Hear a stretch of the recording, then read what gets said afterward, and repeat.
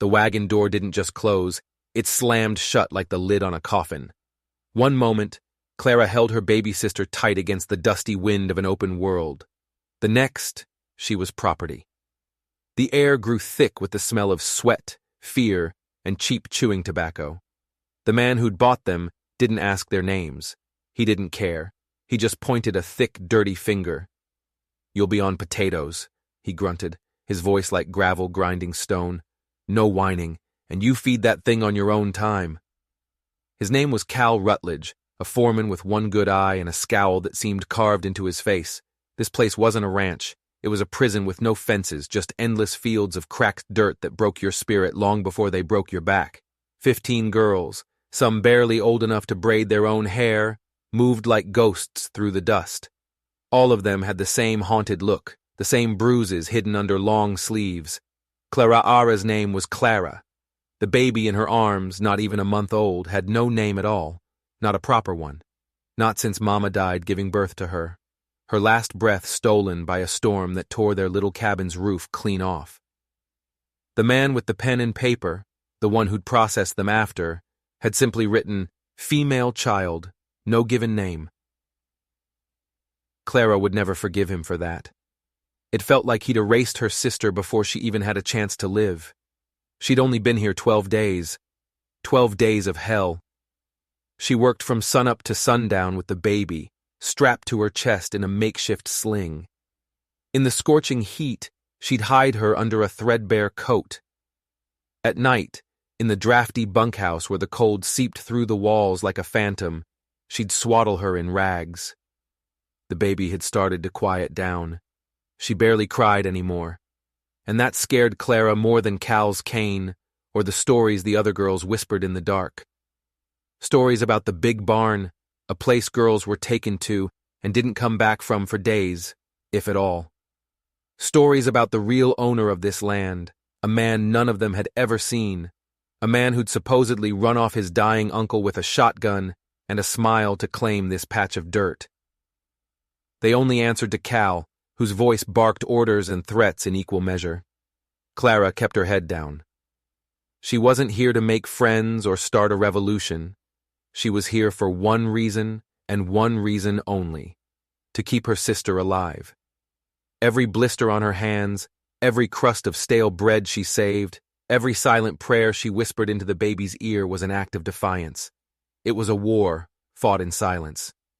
On the 13th day, the air shifted. Cal bellowed across the yard, his voice cracking with a strange mix of excitement and fear. "A buyer's coming! Someone to inspect the crops! Look sharp!" Everyone froze. A buyer meant movement. Movement meant risk. And risk, on this ranch, meant girls disappearing for good. Clara ducked behind a rain barrel, trying to make herself invisible. But the baby began to stir, a soft, fussy sound against her ribs. She hushed her with a thumb, her heart pounding a frantic rhythm against her own. The wagon that rolled into the yard was different. It was clean. The horse, a dark bay with a proud stance, was well cared for. And the man who stepped down was unlike anyone Clara had ever seen in this godforsaken place. He wore no hat. He carried no gun. His boots were worn but polished, and they made almost no sound on the dry, cracked earth. He moved with a slow, deliberate grace, like a man who was used to open spaces but owned every inch he stood on. His eyes, a piercing shade of gray, swept over the line of workers, not with cruelty, but with an unnerving, calculating intensity. He was measuring them. Cal swaggered up to him, trying to puff out his chest and look important. "Got a fine crop this year, Mr. Thorne. Best in the county. Got some extra hands, too, if you're needing them for your spread out west." Thorne. The name was new, but the way Cal stammered it spoke volumes. This man was important. He held power that Cal could only dream of. Thorne didn't respond at first. He just looked.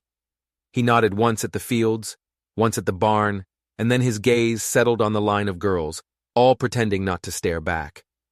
"What about them?" he asked, his voice low and steady, a stark contrast to Cal's bark. "Workers," Cal boasted. "Some are green, some are already broken in. Hardy stock. Take your pick." Clara pressed herself further behind the barrel, praying she'd blend in with the shadows. But it was too late. The baby, sensing her fear, let out a small, sharp whimper. Cal's head whipped around, his one good eye narrowing like a hawk's. "That one!" he growled, pointing a finger that shook with rage. "Clara! Get out here now!" Her blood ran cold. Every head turned. She was exposed, caught in the crosshairs of their attention. She felt 100 eyes on her, but only one pair mattered. Thorn's gaze landed on her, and it was like being struck by lightning. It wasn't cruel, not like Cal's. It was something else, something assessing. "She's not working right now," Cal barked, marching toward her. "Lazy little thing. Been dragging that baby around like it's some kind of shield." Thorn raised a hand, a simple, almost lazy gesture, but it stopped Cal in his tracks. "Is she yours?" he asked, his question directed at Clara, ignoring the foreman completely. Cal blinked, confused. "Well, she belongs to the lot, came from the agency, got no kin, none to speak of." Thorn's eyes never left Clara. He took a slow step forward, then another. The world seemed to shrink, the sounds of the wind and the rustling leaves fading away, until there was only the space between them. "What's the baby's name?" he asked, his voice softer now but no less intense. Cal scoffed. "Baby. Hell, it don't got one. Just a mouth to feed, slows her down." Thorn was only a few feet away from her now. Clara stood her ground, her arms a vice around her sister. She would not back down.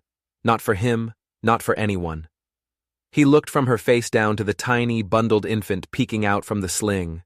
The baby's eyes, a startling blue, blinked up at him. "Is she yours?"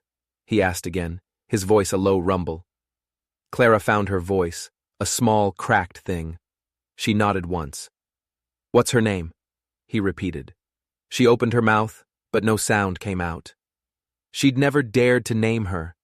Naming her would be admitting she was real, that she could be lost. But now, with this strange man's unwavering gaze on her, with the fate of both of them hanging in the balance, a word rose from the deepest part of her soul, a word that was part prayer, part promise. "Hope," she whispered, the name tasting of dust and tears and a strength she didn't know she possessed. "Her name is Hope." Thorn didn't smile, but a flicker of something, approval, understanding, respect, crossed his face. He nodded slowly, as if she had just given the only right answer in the world. He turned his gaze back to Cal, who was watching them with a mix of fury and confusion. "I'll take them," Thorn said, his voice ringing with finality. Cal sputtered, his face turning a blotchy red. "What? You can't! She's part of the work crew. The deal was for crop hands." "I'll take them," Thorn repeated, his voice dropping to a dangerous low. He reached into his coat and pulled out a heavy leather pouch. The sound of silver coins clinking together was deafening in the sudden silence. It was the sound of freedom, of a life being bought and sold right there in the dirt. Cal opened his mouth to argue again, but Thorn cut him off with a look so sharp it could have drawn blood.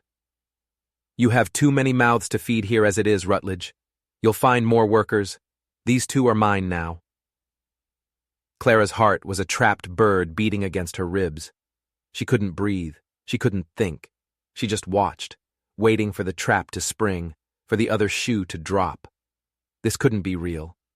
Cal scowled, his one eye burning with hatred. "You'll regret it, Thorn. That girl's slow. And that baby, it's useless." Thorn met his glare without flinching. "Then I'll regret it far away from you."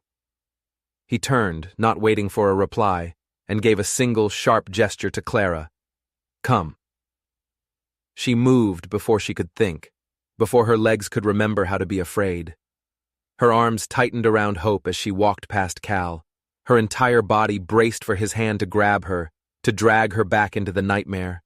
But he didn't move. He just stood there, seething, as she walked out of his hell and toward an unknown future. Thorn helped her onto the wagon bench. He didn't offer a hand, just created a space for her, a silent acknowledgement. She settled herself, pulling Hope closer, her mind racing. The wagon lurched forward before she could ask a single question. As they rode away, leaving the dusty prison behind them, Clara didn't look back. She only looked forward, at the broad, silent back of the man who had just bought her, and wondered if he had just saved her life, or condemned her to a different kind of hell. They rode for what felt like an eternity. The sun bled across the sky, painting the clouds in shades of orange and purple. Dust trailed behind them like a ghost of the life she was leaving behind. Thorn didn't speak a single word. Clara didn't dare to. The silence was thick, heavy with unspoken questions. What did he want from them? Why her? Why Hope? Every mile they traveled was another mile into the unknown, and the fear that had been her constant companion began to creep back in, colder and sharper than before. Finally, as dusk settled over the landscape, they stopped. Tucked into a grove of trees was a small stone house. It wasn't a mansion, but it wasn't a shack either. It was a real house, with a solid roof and glass in the windows, a curl of smoke rising from the chimney. It looked safe. The word felt foreign in her mind. Thorn helped her down from the wagon, his touch brief and impersonal. He led her inside, the scent of wood smoke and old leather filling her senses. The main room was simple: a stone fireplace, a sturdy wooden table, and a few chairs. It was clean, cared for. He gestured to a door off to the side. "You'll sleep in there," he said, his voice still low and even. "There's food in the kitchen. The fire will stay lit." She just stared at him, her mind unable to process the sudden shift from brutality to this quiet domesticity. She had been prepared for anything. A new master, new chores, new punishments. She was not prepared for kindness. Why? The word escaped her lips before she could stop it, small and fragile in the quiet room. Thorn turned to face her, and in the flickering firelight, she saw something in his eyes soften, just for a moment. A crack in the stone facade. "You named her Hope," he said simply, as if that explained everything. He left her standing in the doorway, the echo of his words hanging in the air. That night, Clara sat on the edge of the bed, a real bed with a mattress and clean sheets. She held Hope in her arms, listening to the sound of the wind in the trees instead of the drunken snores and fearful whimpers of the bunkhouse. She listened to the crackle of the fire in the hearth. It was the sound of a world that wasn't actively trying to crush her. But safety was a fragile thing. She knew that better than anyone. It was a thin sheet of ice over a deep, dark lake, and she couldn't shake the feeling that the past wasn't done with her yet. It had a way of crawling back, of finding the cracks and seeping in when you least expected it. The next morning, she woke to the impossible. Sunlight streamed through a clean window, dust motes dancing in the golden bars of light. Hope was stirring against her, and for the first time in her short, troubled life, her little mouth curved into something that looked remarkably like a smile. Clara lay perfectly still, soaking it in. The air didn't smell of mildew and despair. It smelled of coffee and bacon. She rose, her movements cautious, and walked into the main room with Hope cradled in her arms. Thorn stood at the stove, his back to her, flipping eggs in a skillet. He glanced over his shoulder, gave a curt nod, and turned back to his cooking. A plate was already set for her on the table: bread, butter, a cup of milk.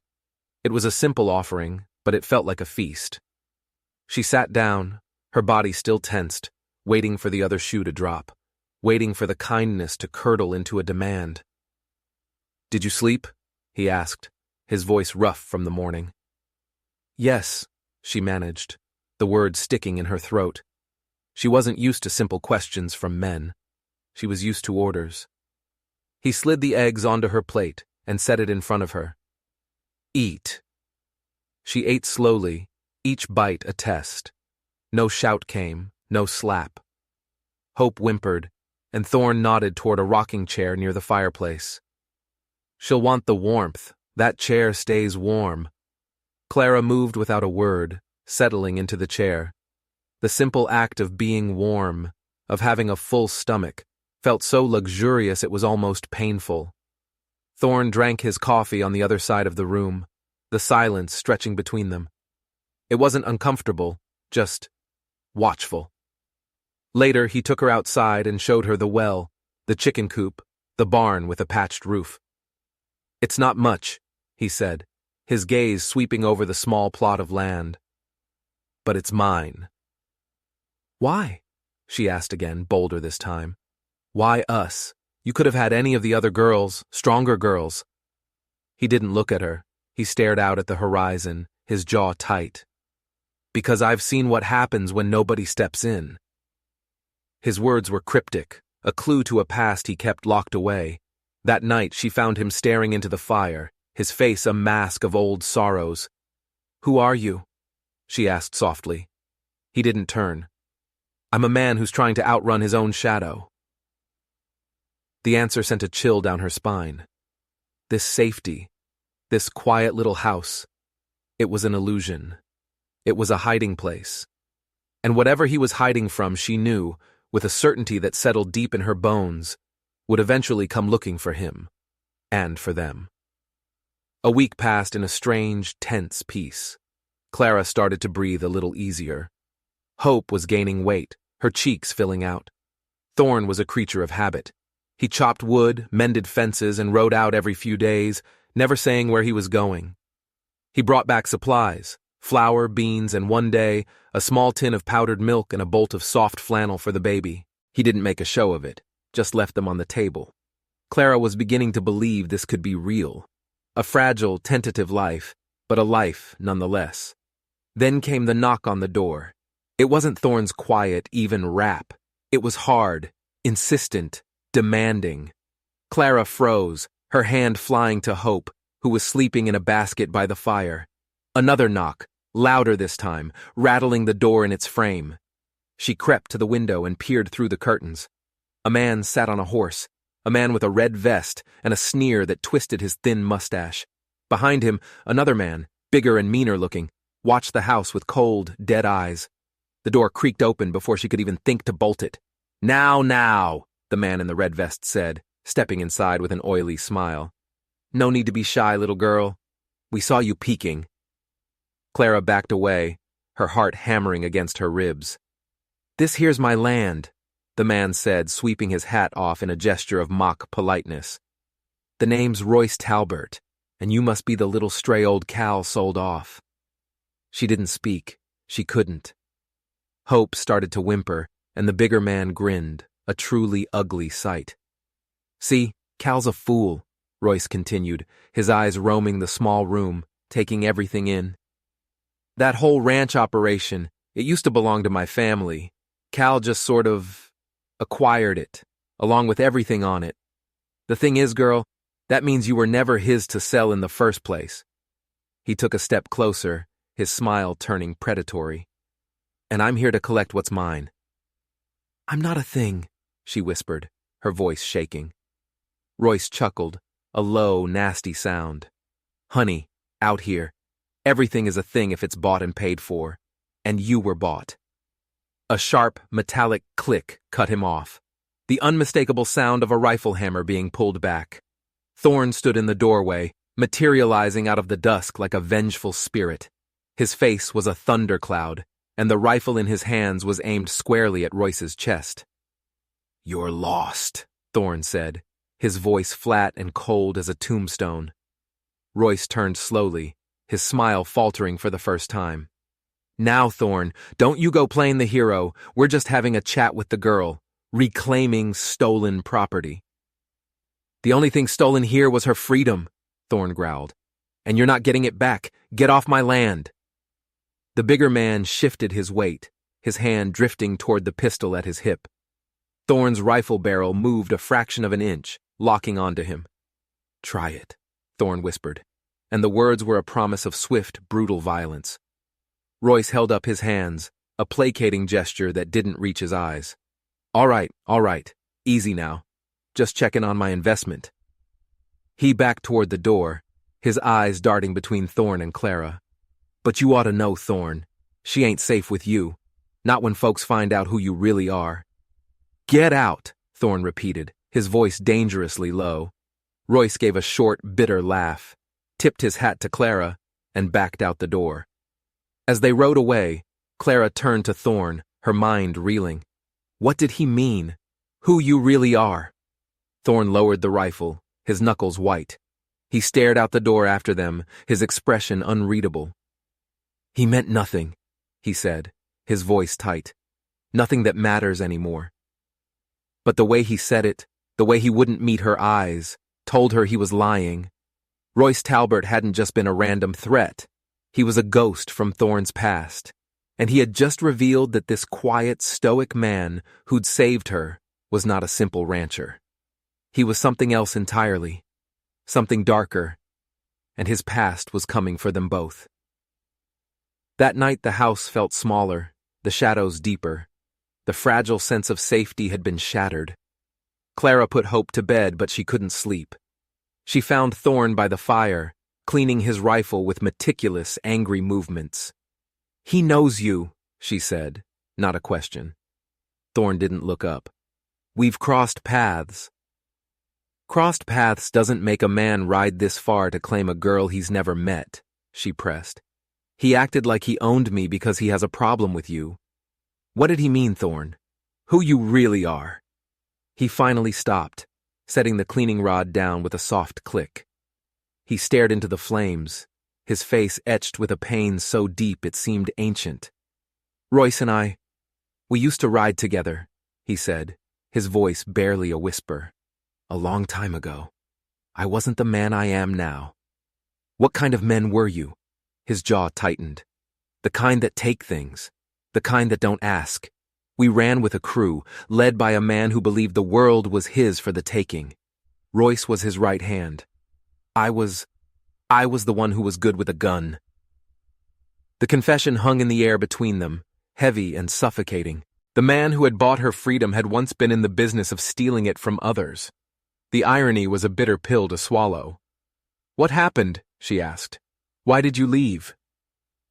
We hit a stagecoach, he said, his voice hollow. It wasn't supposed to get bloody, but it did.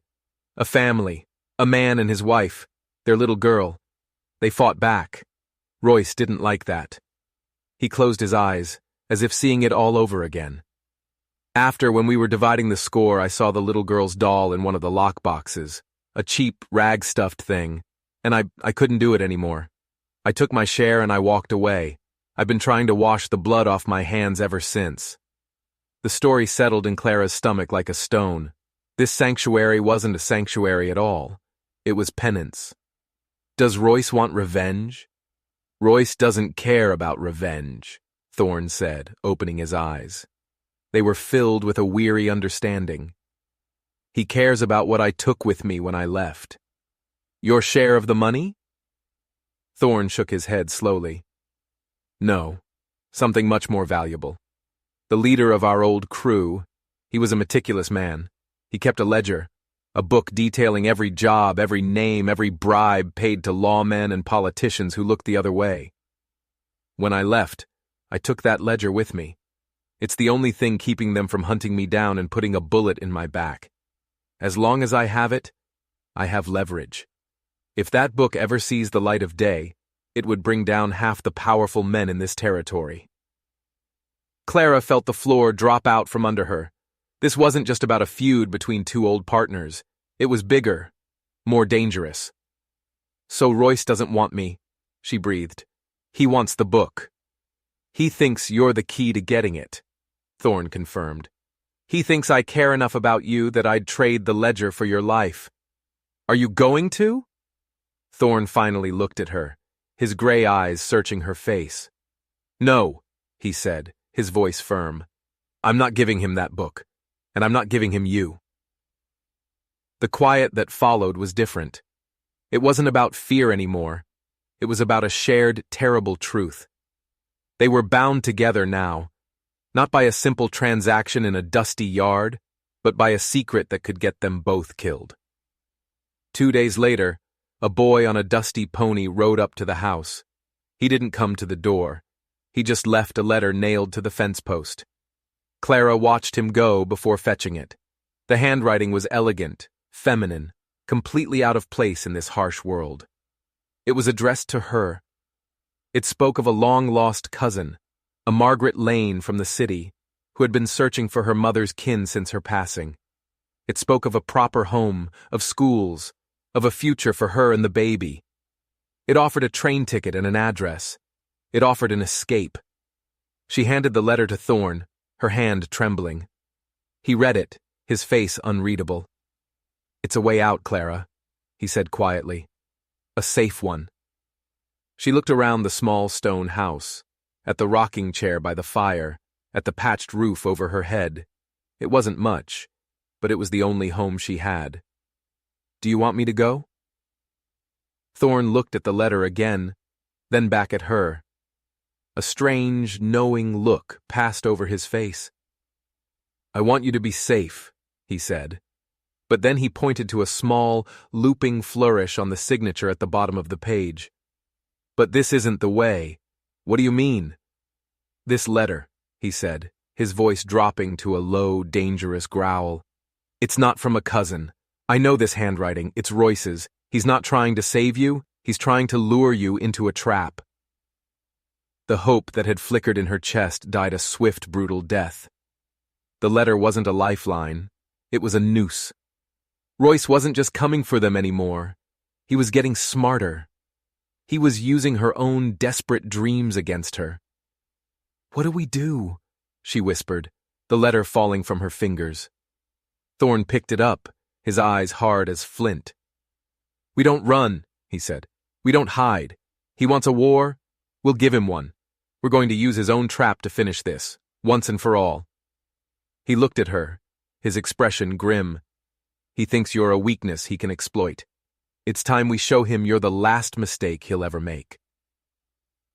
The house transformed. It was no longer a home, it was a fortress. The air grew thick with the scent of gun oil and grim determination. Thorn worked with a terrifying efficiency, boarding up the back windows, leaving only small slits to shoot through. He moved furniture, creating barricades. He laid tripwires in the tall grass around the property, nearly invisible to the untrained eye. Clara watched him, her fear a cold knot in her stomach. But it was mingled with something else now, a fierce, burning resolve. She was not the same girl who had been sold for a handful of coins. This land, this house, this strange, broken man and the baby in her arms, they were hers, and she would fight for them. "He'll expect us to run," Thorn said, checking the action on his rifle. "He'll send a man or two to the train station in town to wait for you. When you don't show, he'll know the trap was sprung. He'll come here, and he'll come heavy." "How many?" Clara asked, her voice steady. "His old crew was a dozen strong, but loyalty's a cheap commodity. I'd guess he'll bring the 4 or 5 he trusts most, the cruelest ones." He looked at her, his eyes searching hers. "There's still time to take the baby and head for the hills. No one would blame you." "You would," she said simply, "and so would I. I'm not running." She held out her hand. "Show me how to use this." She pointed to the small pistol he'd left on the table. He hesitated for only a second before nodding. He showed her how to load it, how to aim, how to squeeze the trigger without flinching. Her hands were small, but they were steady. "Aim for the chest," he instructed, his voice low. "Don't think. Just do." They didn't sleep. They waited. Hope was nestled in a makeshift crib in the small pantry, the safest place in the house, surrounded by sacks of flour and beans. The silence of the night was a taut wire, ready to snap. Every gust of wind sounded like footsteps. Every creak of the house was a harbinger of doom. Just after midnight, it came. Not with a shout, but with the soft, telltale whinny of a nervous horse. Thorn moved to the front window, Clara to the side. Shadows detached themselves from the darkness, moving through the moonlight like wraiths. There were 5 of them, spreading out, surrounding the house. A voice cut through the night, dripping with false confidence. It was Royce. "Thorn, I know you're in there. I gave you a chance to do this clean. Send out the girl and the book, and we'll let you live out your days on this pathetic patch of dirt." Thorne didn't answer. He just raised his rifle, sighting down the barrel.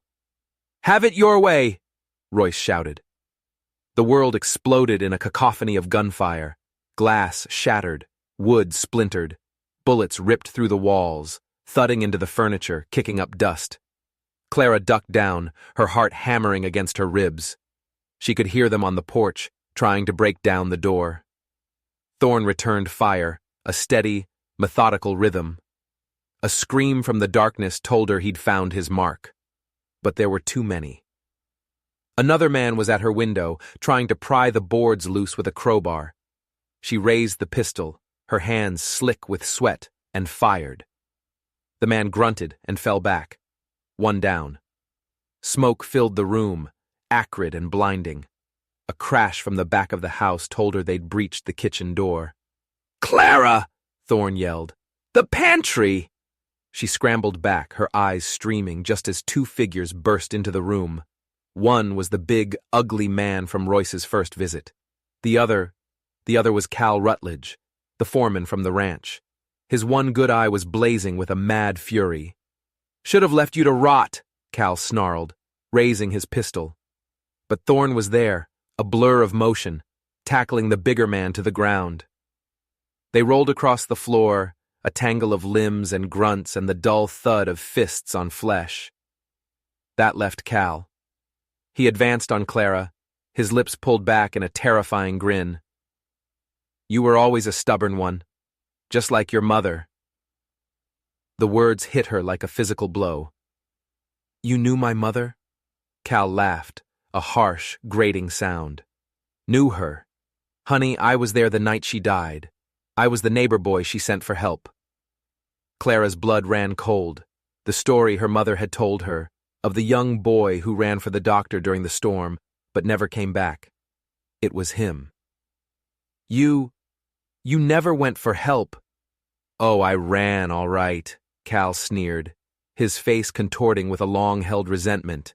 "I ran straight to Royce, told him your PA was gone and your ma was weak, told him the place was ripe for the picking. We were going to take the whole farm, but then she had you, and the storm got her first. Saved us the trouble." The confession was a blade twisting in her gut. Her entire life, her mother's death, the loss of her home. It wasn't just bad luck. It was a betrayal.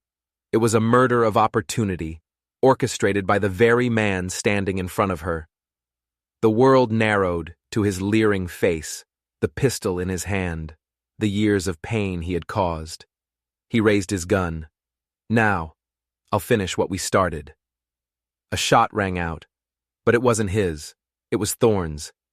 He'd dispatched the other man and was now on one knee, his own rifle aimed at Cal. Cal stumbled back, clutching his shoulder, his face a mask of shock and pain. But Clara didn't wait for Thorne to fire again. The fear was gone, replaced by a cold, sharp rage. She raised her own pistol, the one Thorne had taught her to use, and pointed it directly at the man who had destroyed her family. "This is for my mother," she said, her voice devoid of any emotion. And she pulled the trigger. The shot was deafening in the small room. Cal crumpled to the floor, his one good eye staring up at the ceiling in disbelief. The silence that followed was absolute, broken only by the sound of their own ragged breathing and the soft, frightened cry of a baby from the pantry. Royce was gone. Sometime during the chaos, he had fled, the coward he always was. They found his horse still tied to a tree, a testament to his hasty retreat. 2 of his men lay dead in the yard. 2 lay dead on the floor of her house. The fight was over, but the war had just revealed its true, ugly face. Thorne was bleeding from a gash on his arm, and the house was a wreck. But they were alive. Clara went to the pantry and scooped Hope into her arms, holding her tight, burying her face in the baby's soft hair. She had not just survived, she had fought back, she had avenged her mother. Thorne came and stood beside her, his hand resting on her shoulder. "It's over, Clara." "No," she said, looking up at him, her eyes clear and hard. "It's not. Royce is still out there, and I have the ledger." He looked at her, and for the first time, he saw not a girl he needed to protect, but an equal. a survivor, a warrior forged in fire and grief. "What do you want to do?" he asked. A slow, cold smile touched Clara's lips. "I want to burn his world to the ground." The dawn broke over a scene of devastation. The smell of gunpowder hung heavy in the air, but as the first rays of sunlight streamed through the bullet-riddled walls, it didn't feel like an ending. It felt like a beginning. Thorn cleaned and bandaged his own arm while Clara moved through the wreckage, not with fear, but with a chilling sense of purpose. She found the ledger where Thorn had hidden it, tucked beneath a loose floorboard in the pantry. Its leather cover was cool and smooth beneath her fingers. It felt like power. "They'll be looking for him," Thorn said, his voice rough. "The law, what's left of his crew. A fight like this doesn't go unnoticed." "Let them," Clara replied, her eyes scanning the neat columns of names and numbers in the book.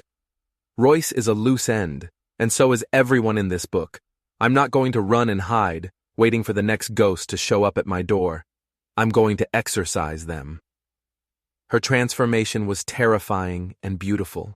The soft, frightened girl was gone, burned away in the crucible of the previous night. In her place stood a woman of iron and ice. Thorn watched her, a mixture of awe and apprehension on his face. He had unleashed something he never intended to. "This is dangerous, Clara," he warned. "These are powerful men. They won't go down easy." "Neither will I," she said, closing the ledger with a decisive snap. "You taught me how to shoot. Now teach me how to fight with this." They didn't go after Royce. Not yet. That would be too simple, too clean. Clara's plan was more intricate, more devastating. Over the next few weeks, pages from the ledger began to appear in strategic places. A list of bribed deputies was pinned to the door of the sheriff's office in the dead of night. An accounting of stolen cattle shipments was left on the desk of the regional cattle baron. A testimony detailing a stagecoach robbery found its way into the hands of a circuit judge known for his incorruptible nature. Chaos erupted across the territory. Men who had slept soundly for years were suddenly looking over their shoulders. Alliances crumbled. Accusations flew like bullets. The entire corrupt infrastructure that Royce and his former boss had built began to rot from the inside out, and no one knew where the information was coming from. It was like a ghost was haunting them, a phantom of justice. Thorn acted as her hand, her shadow in the night. He delivered the pages, using his knowledge of the back roads and hidden trails. He was her instrument, but the strategy was all hers. He had never seen anything like it. He had fought with his fists and his guns, but Clara, she fought with whispers and ink. One evening, as they sat by the fire, Hope sleeping peacefully between them, Thorn looked at her. "Where did you learn to be so ruthless?" Clara looked up from the page she was preparing to send next. "From every man who ever told me I was worthless," she said, her voice quiet but firm. "I learned it from Cal, who thought my mother's life was worth less than a few acres of land. I learned it from the man at the agency who didn't even bother to write down my sister's name. They taught me that in this world, mercy is a luxury you can't afford. They just never expected me to use their lessons against them." The final piece of her plan was Royce himself. A letter arrived for Thorn, passed through a series of intermediaries. It was from his sister, Evie, the woman he had found and left in Willow Bend. She had heard whispers, tales of a phantom tearing down the old networks. She wrote that a broken man named Royce Talbert had been seen hiding out in a mining camp 2 states over, telling anyone who would listen that he was being hunted by a ghost. "She's giving you his location," Clara said, reading the letter over Thorn's shoulder. "She's helping you finish it." "It seems redemption runs in the family," Thorn murmured. They rode out together, leaving Hope with a trusted neighbor, a woman who had come to respect the quiet, formidable couple of the stone house. They found Royce just as Evie had described, a shell of a man, haunted and paranoid, drinking himself into an early grave. He looked up as they entered his grimy tent, his eyes wide with terror. "The ghost," he whispered, scrambling back. Clara stepped forward into the lamplight.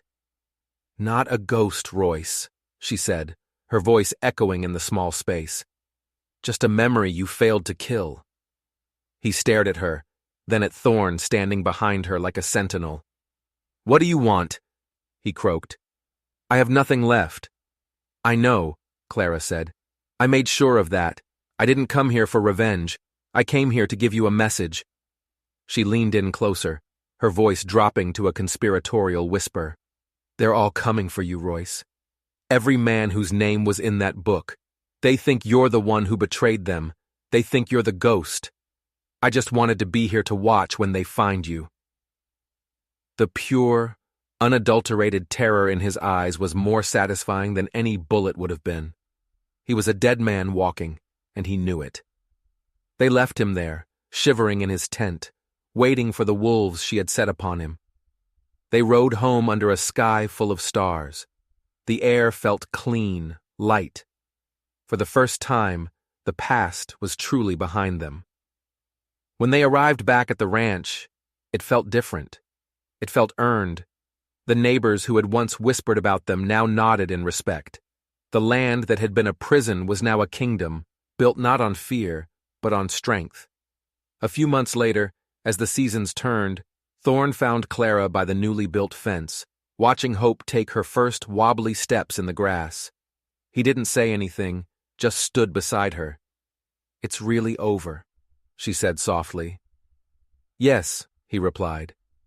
She turned to him, a small, genuine smile on her face. "What happens now?" He reached into his pocket and pulled out a small, simple object. It wasn't a ring of gold or silver. It was a ring he had carved himself from a piece of wood from the sycamore tree that shaded their porch. "Now," he said, his voice thick with an emotion he no longer tried to hide, "we live." He slipped the ring onto her finger. It fit perfectly. It wasn't a transaction. It wasn't a rescue. It was a partnership. Forged in violence, tempered in fire, and sealed with a promise of a quiet, ordinary, extraordinary life. They had faced down their demons, both inside and out, and had emerged from the ashes, not just as survivors, but as architects of their own peace. They had built a home, not with stone and wood, but with courage and hope. The story of the quiet rancher and his fierce, ghost-like wife became a local legend, a tale told in hushed tones around campfires. A story about how sometimes the most dangerous thing in the world isn't the man with the gun, but the woman with a reason to fight. They had shown everyone that you can't own people, you can't break them, and you can't erase them. Because some spirits, no matter how hard you try to crush them, will always rise from the ashes and burn brighter than before. If you enjoyed this story, don't forget to hit that subscribe button and ring the notification bell, because you never know what dark corners of the world we'll be exploring next.